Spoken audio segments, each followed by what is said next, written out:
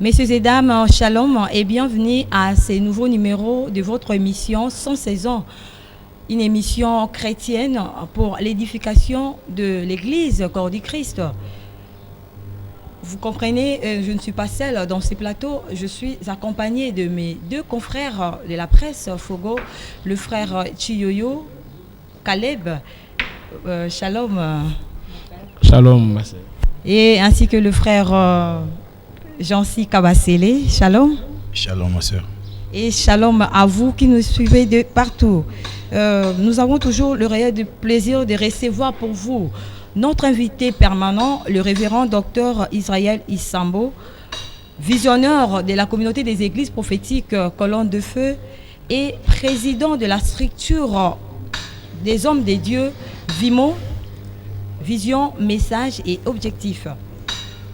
Aujourd'hui, révérend, vu le temps imparti de notre émission de la fois dernière, vous avez eu à évoquer sur la faiblesse de Satan.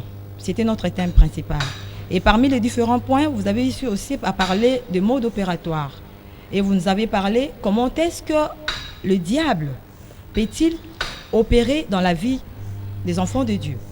Vous avez dit, il peut s'opérer par des songes, par des cauchemars, par des rêves, par même des prophéties. Et l'homme de Dieu,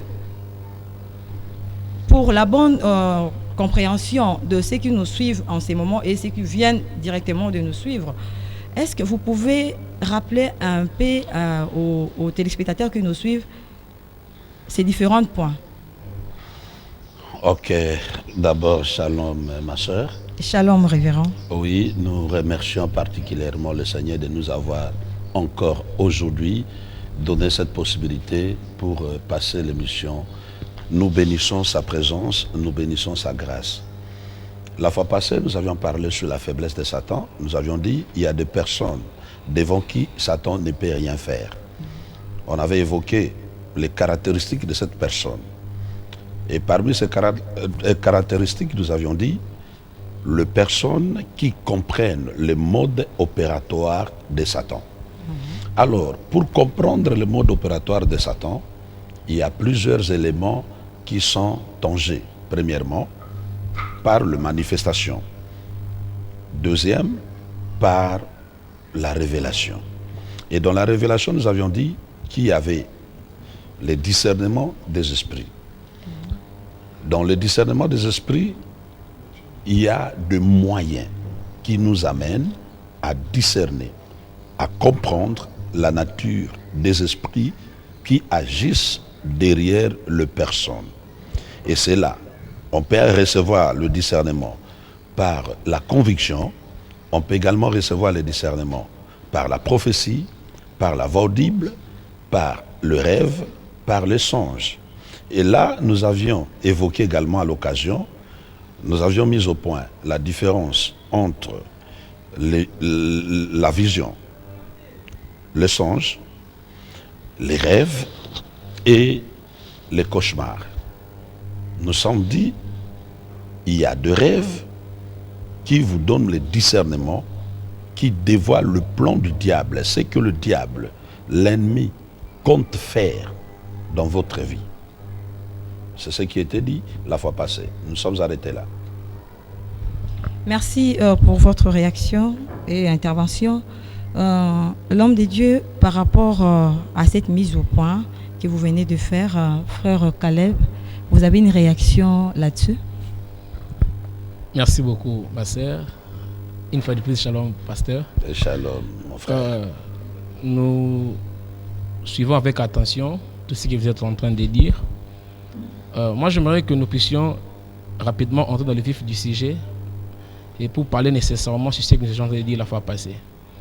La fois passée, je pense, nous vous avions posé une question sur ce plateau sur le sens des songes. Alors, j'aimerais savoir pour aujourd'hui, est-il nécessaire pour quelqu'un de rêver? Sans oublier que nous sommes à l'église, nous avons comme soubassement la parole de Dieu. Alors, le fait que nous avons déjà la parole de Dieu, est-il important que nous puissions encore accorder de l'importance aux songes, soit aux visions? Je vous remercie, pasteur. Voilà, c'est important. Lorsque nous lisons Job, chapitre 33, versets 14 à 15, il est dit que Dieu parle tantôt d'une manière, tantôt d'une autre. Mais on ne prend point garde.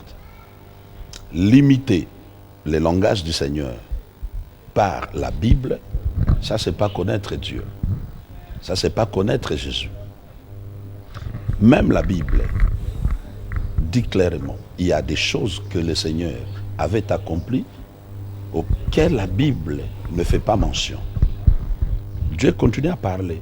Alors si tu me parles, notre soubassement c'est la Bible. Tu me diras quoi? La place de la prophétie. Parce que c'est aussi un tuyau de communication du Seigneur. Les songes, le rêve font partie intégrante des langages de Dieu. Dommage qu'actuellement, le domaine des songes n'est pas bien compris. Il y a des gens qui utilisent mal les rêves et ce domaine des rêves pour arriver à leur fin. Sinon, c'est un moyen légal de la communication que le Saint-Esprit peut employer aujourd'hui à son église pour parler. Mais, révérend docteur, en parlant de ça, vous savez que tout le monde n'est pas obligé de rêver. C'est le premier problème. Vous savez, aujourd'hui, il y a une réalité autour des songes. Il y a des familles qui sont brisées par rapport aux songes. Il y a des mariages qui sont liés aux songes. Si vous allez même plus loin dans les détails, vous trouverez quelqu'un qui dit, je cherche par exemple la femme de ma vie, mais puisque je n'ai pas rêvé d'elle, je ne peux pas l'épouser. Vous voyez? Alors, il y a pas mal d'éléments, des choses autour des songes. Alors, est-ce que vraiment quelqu'un est obligé de rêver? Docteur, vous avez la parole, merci. En fait, s'il faut comprendre votre question, je trouve que la préoccupation maintenant se tourne vers le rêve. Tout à fait. Ok. Le problème des rêves, c'est un problème très vaste et très important. S'agissant de ta première question, c'est tout le monde peut rêver. Oui, j'ai dit oui. Tout le monde peut rêver. Un enfant peut rêver. Un adulte peut rêver. Un païen peut rêver. Un chrétien peut rêver. Un serviteur peut rêver. Les rêves sont tellement importants pour d'autres vies. Dieu se sert de rêves pour communiquer sa pensée, son idée, son plan à son fils. Dommage qu'aujourd'hui, le sens, le vrai sens, l'authenticité de rêve ne pas évoqué et ne pas respecté. Il y a actuellement des gens qui se servent des dons, qui se servent de rêves pour briser, pour exploiter, utiliser d'autres personnes, commettre des bévues, des gaffes. Et pourtant, le rêve en soi, Dieu le donne pour nous servir. Avec son rêve, on peut arrêter le plan de l'ennemi. Mais il arrive quoi actuellement? C'est juste dans cette ignorance par rapport à ta première question que non, les rêves n'ont pas d'importance. Les rêves, c'est une question de l'Ancien Testament.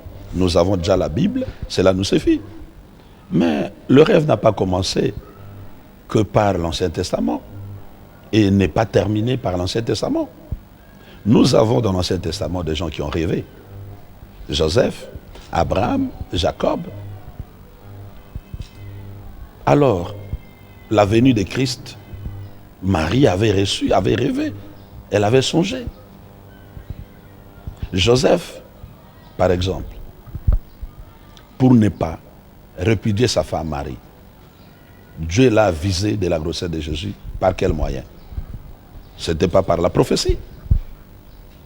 Ce n'était pas dans la Bible. C'était par le rêve, par le songe que Joseph était avisé. Imaginez si Dieu le Créateur, pour son fils, sur le rêve, le songe, était un moyen en doute, un moyen douté, à prendre avec des pincettes. Comment un événement tel que la naissance de Jésus-Christ, le Seigneur se servirait de songes pour aviser, informer l'intéressé Marie. Deuxième, un événement crucial où Joseph se trouve dans un carrefour à un dilemme, soit de répudier Marie à mort avec la grossesse de Jésus, pour arriver à convaincre Joseph. Jésus, Dieu n'est pas passé par d'autres moyens. Je prends l'exemple. Pour Oséas, le roi, à l'Ancien Testament, on a utilisé le prophète pour aller parler à Oséas. Fais ton testament, la mort est sur toi. Mais on pouvait utiliser quelqu'un, dire à Joseph, écoutez, la femme que tu veux répudier, c'est une femme qui est enceinte du Seigneur. Il ne faut pas la répudier.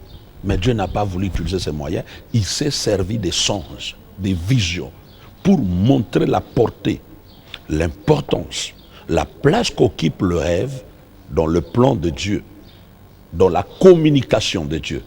Le rêve occupe quelle place? Parce que c'est ce que Dieu a utilisé pour Joseph. Imaginez accueillir un païen. Dieu a utilisé la même méthode à Pierre. Voyez, les rêves sont importants. Mais dommage, c'est quoi je vais dire? Nous trouvons actuellement les personnes comme vous là, excusez pas comme vous, mais les personnes qui ont l'idée, la même idée, oui, disant que les rêves n'ont pas d'importance. Et ils n'attachent aucun intérêt sur le rêve. Ils ne donnent aucune attention sur les rêves. Et pourtant, c'est un moyen de Dieu. C'est comme une mangue. Je prendrai un manguier. Et la mangue, et le feuille et l'écorce, la mangue, les feuilles et l'écorce ont la même odeur. Je prendrai la prophétie, vision, parole de Dieu. Si cela vient de Dieu, mais ça vient de Dieu. Je ne sais pas comment tu peux nier ton nez. Même si ça n'a pas une bonne forme, ça fait partie de toi. Et c'est toi, une partie de toi. De même les songes, quand ils viennent de Dieu. Mais nous avons des gens qui s'intéressent pas aux songes. La première catégorie que nous trouvons actuellement au monde. Et c'est à l'église. La deuxième catégorie, des gens, et ils rêvent. Mais ils ne retiennent pas le rêve. Ça peut arriver la nuit, tu as rêvé. Tu te réveilles, tu as le rêve. Et après, tu n'as plus gardé le rêve.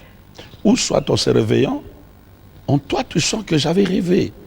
Mais je n'arrive pas à situer, à identifier la chose dont j'avais rêvé. C'est la deuxième catégorie des gens qu'on trouve dans les domaines du rêve, oui, ou des songes. Ceux qui rêvent, mais ne gardent pas les rêves, ne retiennent pas les rêves. Troisième catégorie, il y a des gens qui ne rêvent jamais. Ils sont là, ils ne rêvent pas. Ils peuvent dormir du matin au soir, janvier, décembre. Aucun rêve, aucun songe. Ils ne font pas de songes. Il y a des gens, des cas pareils. Quatrième cas, sont des gens qui rêvent, mais qui n'ont pas d'explication. Il a rêvé, mais il ne sait pas comprendre les choses qu'il a vues la nuit, pendant son sommeil. C'est la quatrième catégorie des gens. Et révérend, toujours dans le même ordre d'idée, oui, vous avez parlé premièrement de la nécessité qu'un enfant de Dieu peut-elle s'attacher à des rêves? Et vous venez encore d'ajouter la catégorie des gens qui rêvent et qui oublient, et d'autres qui rêvent et ne retiennent pas, et d'autres qui rêvent et n'arrivent même pas à l'interpréter. Que peut être la piste des solutions pour ce genre de personnes? À chaque cas, chaque solution. Chaque cas, une solution particulière. Oui. Pour ceux qui négligent le rêve, je leur dis de comprendre que dans la Bible, il y a eu des gens qui ont fait des songes leur ministère. Ils ont servi Dieu, ils ont élevé le nom de Dieu au milieu des païens, au milieu des nations, par le rêve. Je prendrai Daniel, je prendrai Joseph. Rien que la traduction de rêve, Oui. l'explication des songes. C'est d'abord ça comme réponse. Et de comprendre également, les rêves, les songes font partie des canaux, des moyens de communication de Dieu à son peuple, hier, aujourd'hui et pour toujours. Les rêves n'est pas terminé, n'est pas un problème de l'Ancien Testament. J'ai donné des preuves. Avant la naissance de Jésus, l'annonce a été dans un songe. Jésus est venu, on a avisé Joseph de partir avec l'enfant car Hérode voulait le tuer. Dans un songe. Et pourtant, les mages venaient d'être là. Dieu a avisé les mages de ne pas retourner par Hérode. Mais qu'est-ce qui empêchait à Dieu de dire aux mêmes mages, dites aussi à Joseph de partir avec l'enfant? Dieu a attendu quand les mages sont repartis. Joseph restait la nuit. Il a donné un songe à Joseph.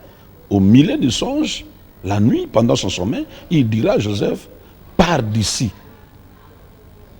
Va en Égypte avec l'enfant. Car Hérode veut toucher à la vie de cet enfant.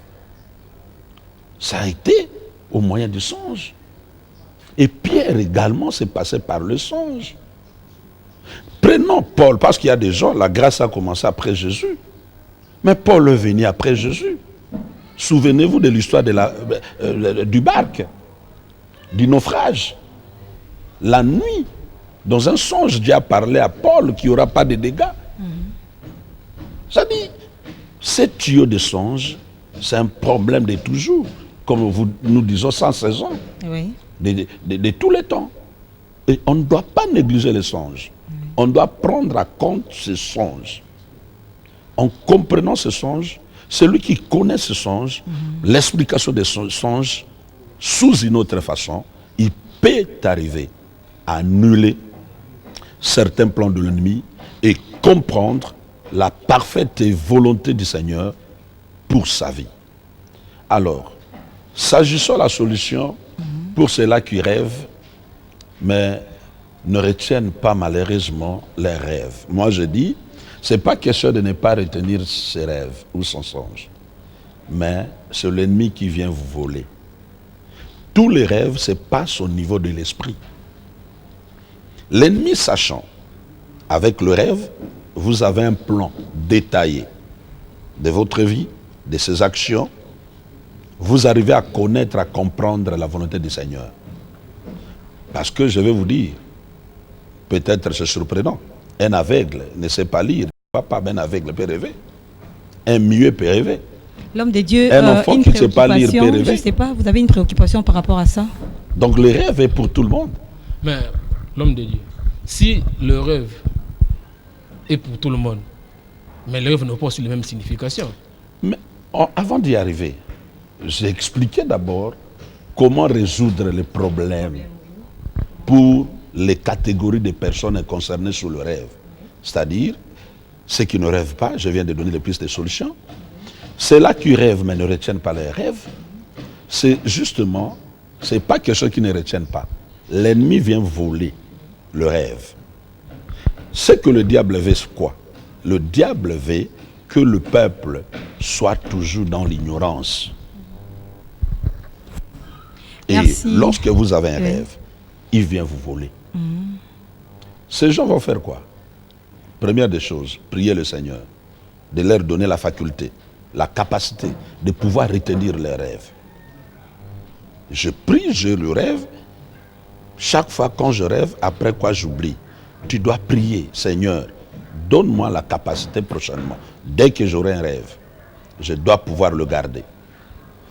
Deuxièmement, pour résoudre les problèmes de rêves volés ou perdus, soit oubliés si vous voulez, ça dépend de vous le vocabulaire. Vous devez avoir l'habitude, après un réveil, vous avez le rêve en tête, vous vous réveillez, écrivez ça. Vous écrivez, vous pouvez retourner vous endormir. Et quand le rêve n'est plus dans votre cerveau, l'aide-mémoire, votre agenda, va le garder. Et comme ça, le matin, vous aurez le temps de le voir avec vous. Ou soit avec un enregistrement dans votre téléphone, commencez à enregistrer le rêve à chaud. C'est ça. Troisième, pour répondre à votre question, les gens qui rêvent, mais ils ne connaissent pas l'explication des rêves. Pour ces gens, la première des choses, il faut demander à Dieu de vous donner l'explication. Nous disons, le Dieu qui donne la vision, il donne également la provision. La provision, oui. La première des choses comme ça. Et aussi, on peut chercher l'explication par rapport aux Écritures. Vous devez avoir la connaissance de la Bible.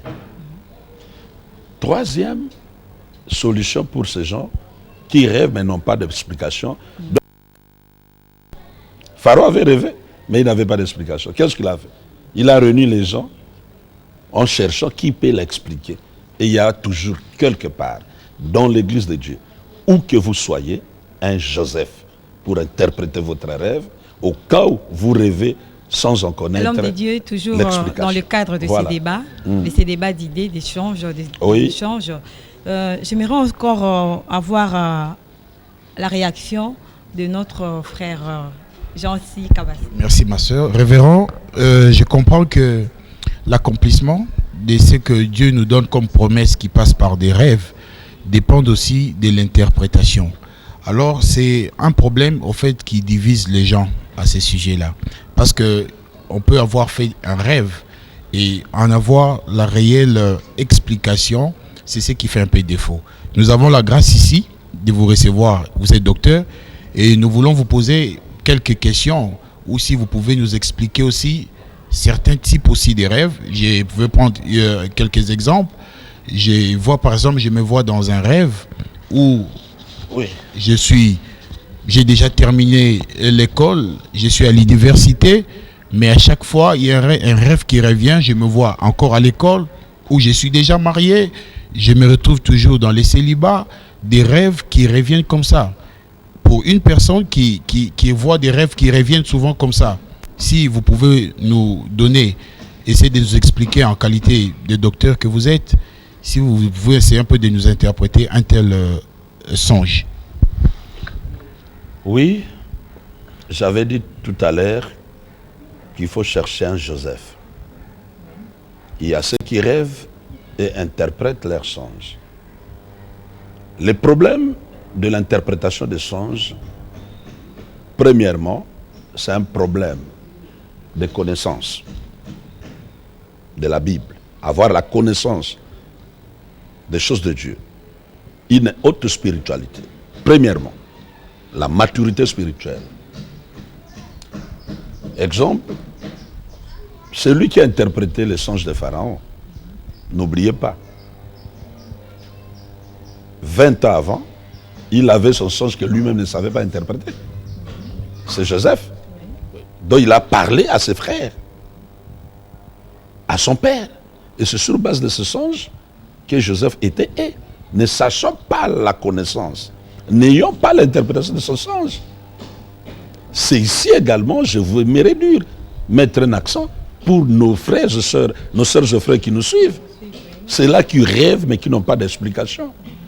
Strictement, bien-aimés dans le Seigneur, interdit de raconter à tout le monde son rêve. Premièrement, vous devez savoir l'état d'âme de la personne. Il y a des gens qui se livrent. Il y a des gens qui, aujourd'hui, s'exposent dans des combats irrésistibles, destructeurs, eux-mêmes par indiscrétion ou alors manque de sagesse. Ne raconte jamais ton songe à n'importe qui parce qu'il est chrétien. Parce que c'est mon père. Parce que c'est mon frère. Nous sommes de la même famille. Il est de mon quartier. Il est de mon avenir. Joseph avait commis la même erreur. Il est plus que temps.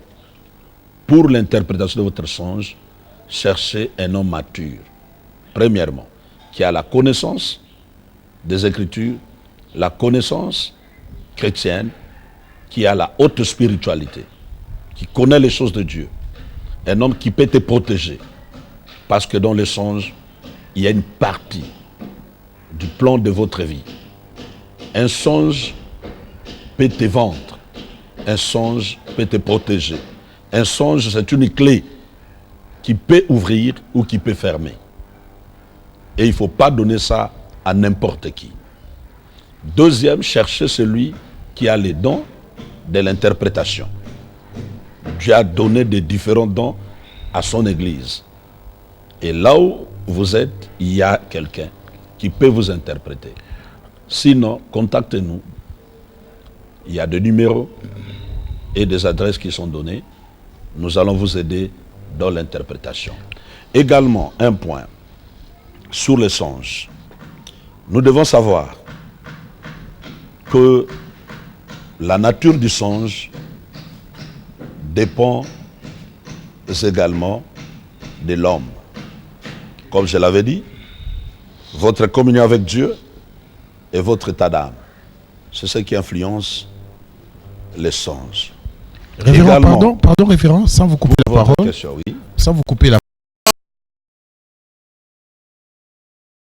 Mais si on essaie de voir, je me que beaucoup aussi pose,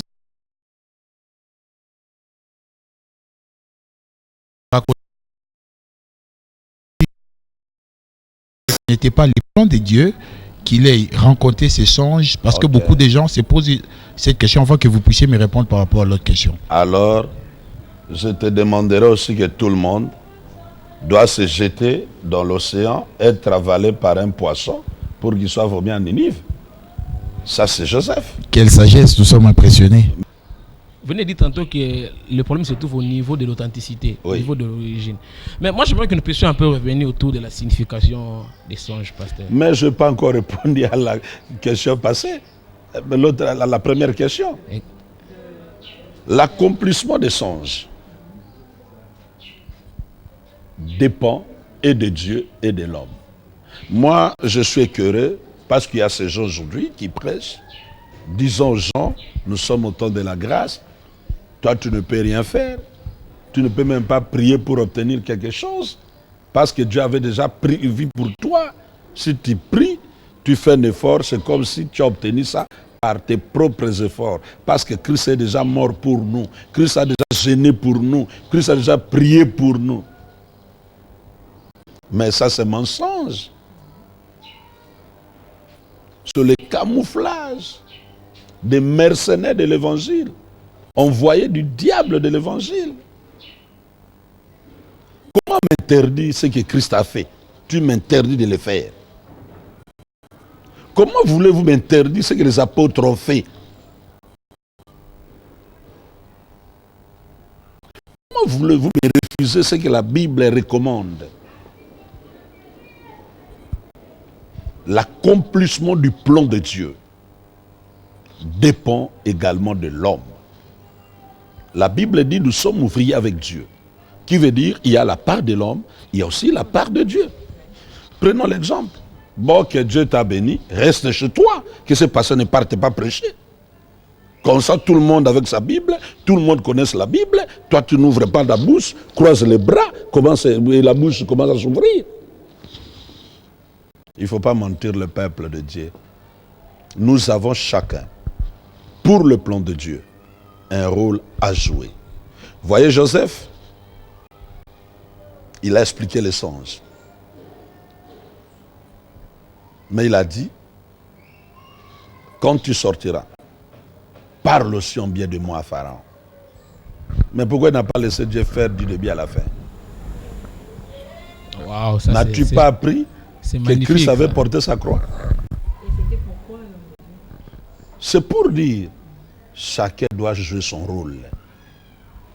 Et si je vous disais, par exemple,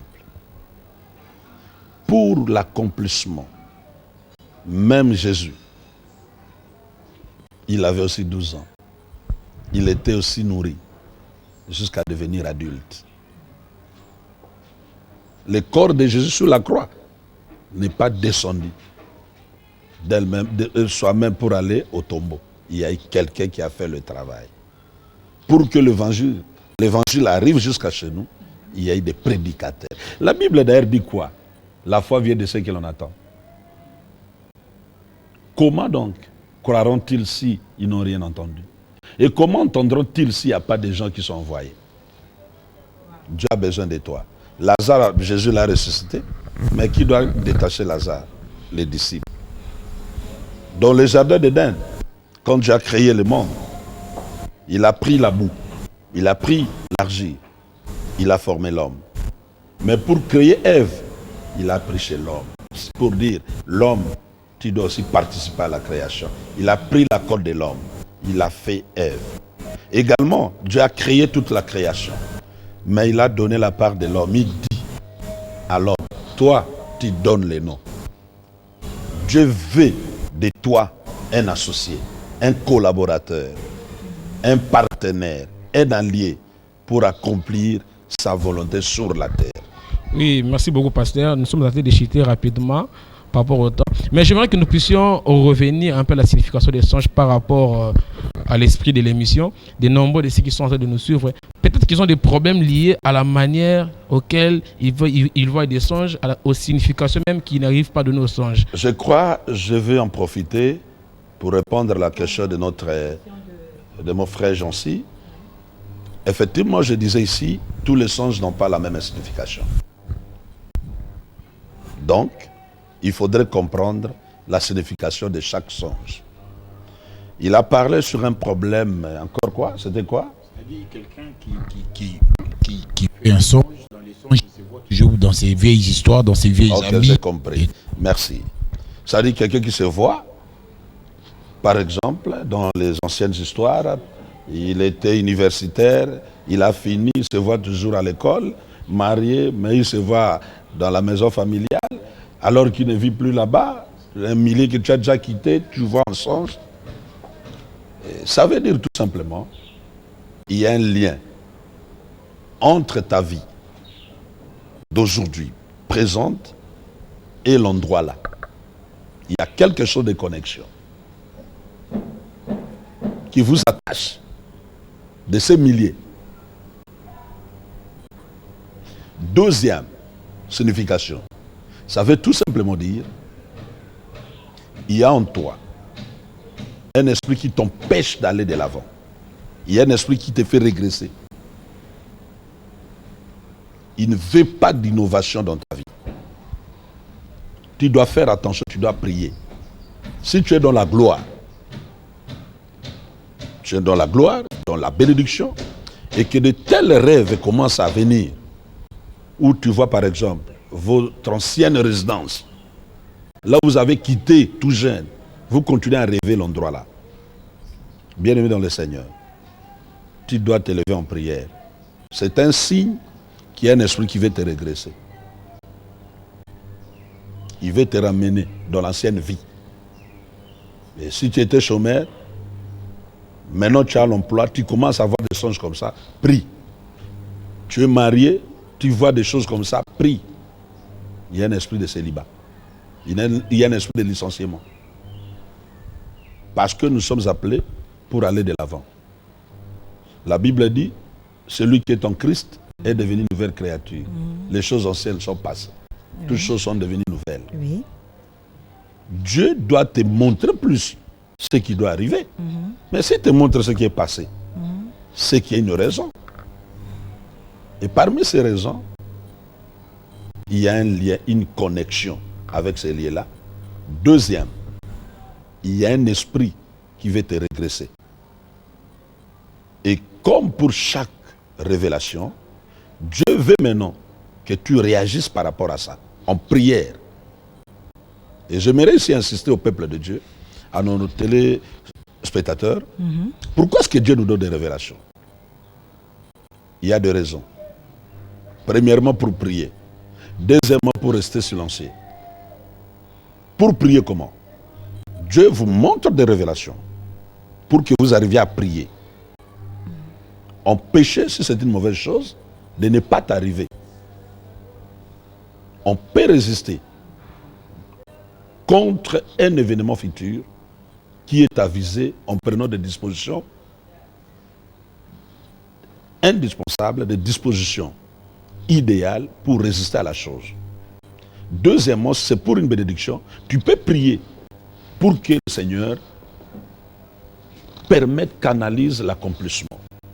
Troisième, deuxième, c'est pour rester silencieux, garder silence. C'est-à-dire, quand la chose va s'accomplir, tu ne puisses pas demander qui a fait ça, pourquoi tel, que tu ne puisses pas te paniquer, tu ne puisses pas te désorienter, tu ne puisses pas paniquer, sachant que Dieu m'avait averti. Et imaginez quelqu'un à qui Dieu l'a montré qu'on a volé l'argent et qu'il arrive, on lui a volé de l'argent. Il peut pleurer, mais il doit avoir des retenues parce qu'il dira qu'aux gens, cette chose, cette affaire, j'avais déjà vu la nuit. Dieu m'avait déjà averti. Merci l'homme des dieux, révérend docteur Israël Isambo, pour votre intervention riche. Et à vous, fidèles téléspectateurs, vous devez donc comprendre qu'il faut chercher Joseph pour tout ce qu'il rêve et pour son interprétation. Merci à nos chers confrères. Merci vraiment pour votre intervention riche. Et merci aussi à vous, fidèles téléspectateurs. L'homme de Dieu, un message à l'endroit de ceux qui nous ont suivis à la télé et surtout par des réseaux sociaux. Votre mot de la fin par rapport à ça. Voilà, pour aujourd'hui, nous voulons dire à tous les nombreux téléspectateurs que la grâce est disponible. Les rêves n'est pas un problème pour un enfant de Dieu. Les songes ne sera plus votre préoccupation. Priez le Seigneur, écoutez nos conseils. Et pour nous contacter, je crois le numéro s'affiche, ou alors nous avons des adresses à Kinshasa, c'est à Lemba, sur l'avenue Fouloula numéro 50, Lemba Terminus, Temple Fogou. Il y a un bâtiment érigé pour vous par le Seigneur, par sa grâce. C'est là que nous sommes chaque jour, mardi, jeudi et dimanche. En Angola, oui. L'église centrale, c'est sur Rua Jota, donc Rua J, Palanca, à Luanda, et nous avons d'autres extensions. Mais voilà l'église centrale. C'est là, à Palanca. Rua Jota. Merci. Là, c'est les mots de la fin de notre invité, notre papa, qui intervient aujourd'hui comme père par rapport à vos conseils que vous avez prodigués pour nous, vos enfants, nous qui sommes ici au plateau, c'est pour ceux qui sont en train de vous suivre encore à la télé. Bon, merci à vous et nous sommes arrivés presque à la fin. Vraiment, le temps nous fait défaut. On se retrouve la semaine prochaine. Au revoir.